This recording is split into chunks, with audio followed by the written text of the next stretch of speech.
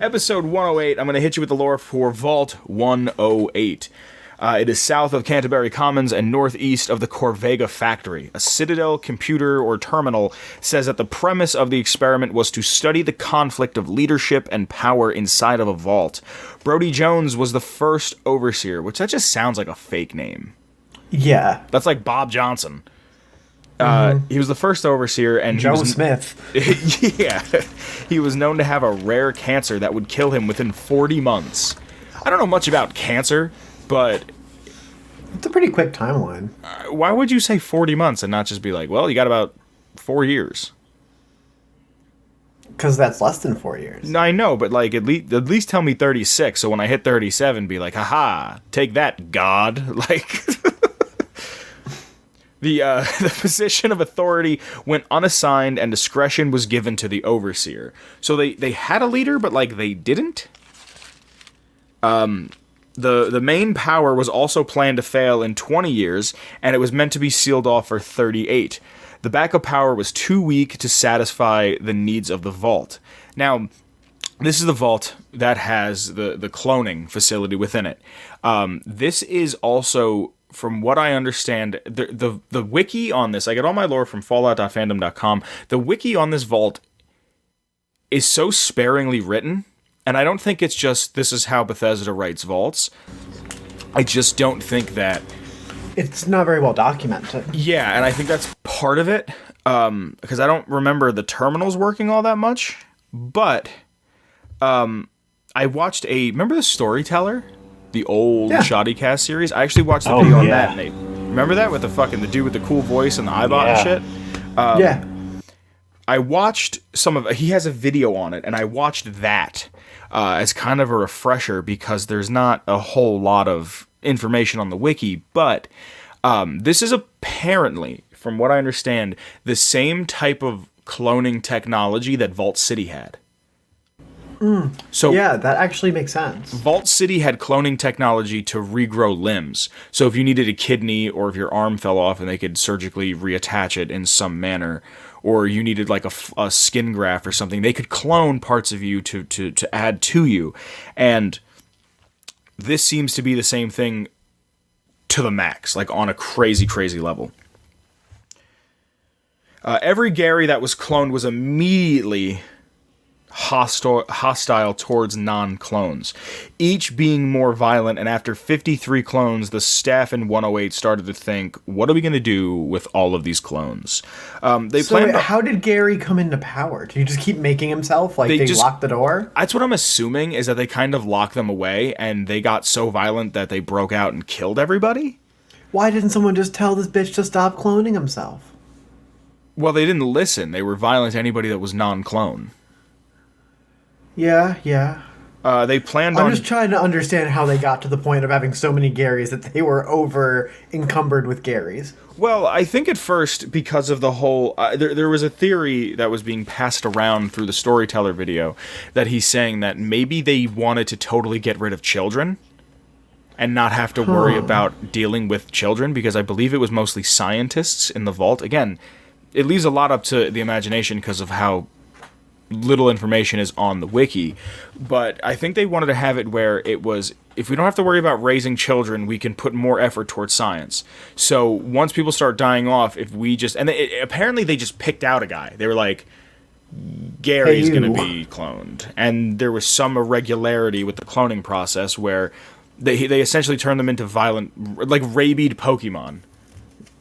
Okay, I got you. You know what I mean? Like, where they could only say their name and they attacked anything that wasn't them. And then... I mean, we've all been there.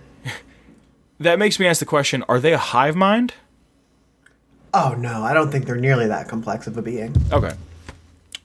They planned on destroying more clones to make room for more tests. That's pretty much all the wiki says outside of a couple of notes and whatnot. But let me pull up. I have a couple notes on my phone that I want to reference real quick. Part of the grand cloning experiment that led into a horrific end for the instigators, 54 clones of Gary were created, but each began to exhibit psychotic tendencies to the scientists who created them. Eventually, they rebelled and took over the vault completely, and have evolved into a complex, subtle series of ways to say Gary to convey their emotions. They are damaged and attack anyone that isn't Gary.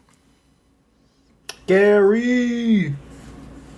When the Vault scientists started running out of room for the clones, they planned on destroying some of them to make room for additional tests. Apparently, the clones objected to this, escaped, and slaughtered the rest of the Vault inhabitants. It seems most of the Garys either escaped or were killed, as the Vault door was found open upon discovery, and Gary 23 is located away from the Vault. Curiously, the Gary clones found in 108 use almost entirely different ways of saying Gary. The reason for this is not explained or even hinted at, but might just be an intended joke by the developers. This has a little excerpt about Gary 23 right here, and it says, Gary 23, in charge of Vault 108's vacuum cleaning maintenance program, Gary 23, or Gary to his brothers, was kidnapped in a daring raid by Defender Moiral.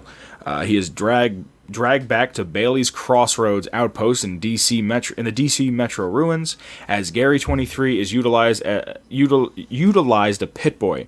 Specialist Olin attempted to remove the device and gain access to the simulation pod inside of the outpost. The operation was deemed a complete failure.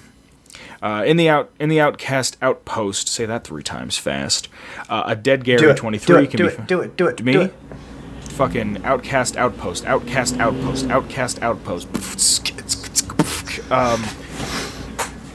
There's a fucking... That wasn't cringy, right? No, not at all. No. Yeah? No? Listen, the only It's up person to that you. can rap is our main man, Gene. Gene! God, I want Gene to fucking strangle me as I tell him how much I love him. Wait, who's Gene? If you don't know, then I don't know if you're worthy of knowing about Gene. Do I know Gene? You don't know Gene. Should I know Gene? If you interacted with the Discord a little bit, you might. Ooh. Oh. Burn. That's pretty much it. They're very, very... There's Gary 1 through... There's Gary 1, 11 plus 1, 17, 23, 25, 27, 29, 32, 33, 36, 41, 42, 43, and 47 that can be found in-game, but there was made up to at least 52 of them. Or 57 of them. So those are all the Garys. Cool. Yeah. Do you remember the first time you ever found 108? Yep, my first playthrough. Really? Would you like the tale of what it was like? There was not really much of a tale. Actually, I remember seeking it out because of you and another friend from high school always saying it to each other. Really? What was their Yeah. first name? Oh no. Really? Yeah. Neat. So I went and searched for it because I was like, all right, I gotta know what the fuss is about this Gary's thing. Because I knew it was Fallout 3. It was before I had, like, actually played it. I remember And- finding... Oh, go on. The rest is history. What about you, Cobb?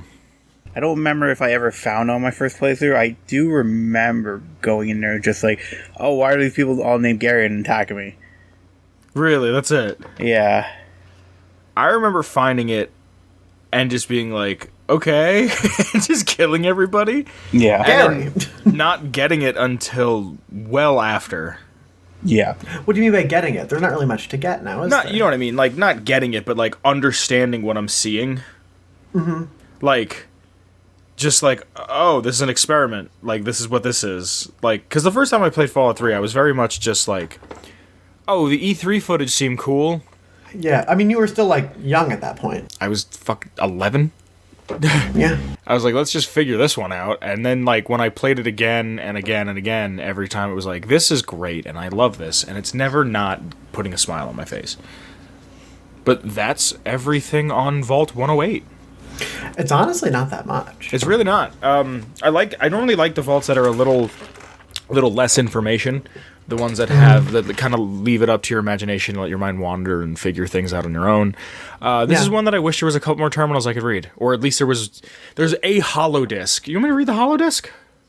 If you so choose, yeah. Okay, well, I'll fucking do it then. I don't know why you gotta talk to me like I'm stupid. I'm not. I know, I'm joking. Gary 53 is hostile towards all non-clones, as was the case with the previous 52 attempts. It's written really weird, like they were smashing the keyboard, and may have to something of disposal of perplexing Gary clones, as the observation rooms are getting quite full. Gary 54 exhibits no change, is hostile towards... I don't know why I keep saying hostile. Towards non-clones. If anything, he is more hostile. Dr. Peterson can attest to this, having been injured while examining Gary 54. Tomorrow we are going to dispose of several of the Gary clones with... Dispose. Where will room for many more attempts. End of salvage data record. Yeah. That's it. That's Gary. That's 108. Baba da boop, skip the cream. Gary!